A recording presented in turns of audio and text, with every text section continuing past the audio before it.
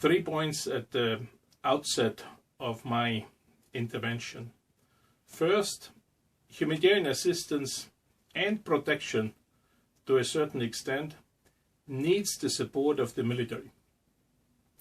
In my deployments, be it to an earthquake in India or a conflict in Africa, most of the time we cannot implement our humanitarian mandate effectively without the support of the military. Second point, it makes a big difference for the humanitarian community if the military is requested to support or the military self-initiates humanitarian action. Third point, humanitarian work is not a declaration. Humanitarian work depends on how the population we are trying to help perceives our action. It is also not about distributing our work equally. It is about serving those who are most in need. It depends on how humane, neutral, and independent the population perceives us. From our 20 years of experience, we have learned that the military actors, if managed properly, support humanitarians in 4 or 5 broad areas. First, intelligence, or let us call it military intelligence or information. Second, planning, harmonized planning when it comes to deployments and the implementation of peace projects. Third, logistics, transport, engineering. Fourth, security. And the fifth may be direct humanitarian assistance when requested. Let me explore these 5 areas. Intelligence is most likely our weakest point. When we look at the analysis, we all follow somehow the same cycle. We identify the needs, we are processing data, we analyze the data, and we draw some conclusions. The problem is that we do this horizontally within the humanitarian community. We are not looking enough at the vertically connected analysis. Vertically connected between peace and security actors, development and humanitarian actors.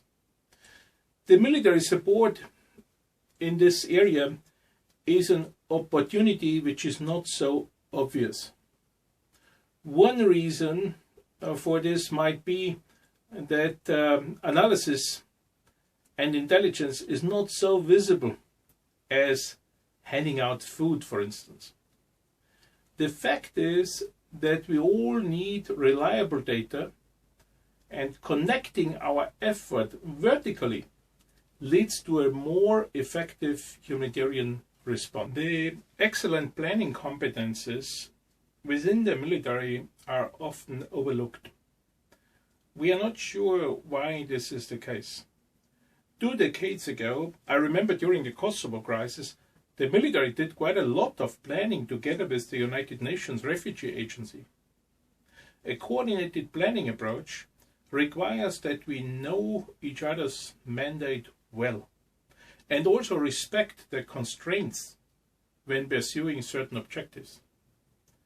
It is up to us, the humanitarians and the military, approaching each other for a coordinated and harmonized planning process. I'm saying this especially for protection and the protection of civilians. Logistics, transport and engineering, this is an area where humanitarians benefit most from the support of the military. At times where humanitarians need immediate help for life-saving purposes in particular. Many times I remember when we had to airlift heavy equipment, the military, for instance, was the only actor who could execute the mission. Still, humanitarians and military must be careful not to create a dependency. We all know that the military has often more important things to do based on their mandate. Security, including armed escorts. We know how difficult this is and how militaries risk their lives when protecting humanitarian convoys, for instance. And often it is also a risk for humanitarians to join military convoys. Each actor is exposed to a different threat. If humanitarians accept direct physical protection from militaries, they must be sure that the military is a real deterrent in a given context. If not, both humanitarians and militaries are running the risk of being harmed. Direct assistance is necessary to save lives. There is no question about it. At the same time, when militaries assist the population directly, it is the most debated area. If militaries provide direct assistance, it must be jointly planned with humanitarians. There are many unknown, unintended consequences related to militaries acting on their own. We often hear that there are no humanitarians in the most remote areas of Mali, for instance. And this is true. And we rely on militaries to support the population in such extreme contexts. Still, humanitarian actors would expect that such assistance would be well coordinated.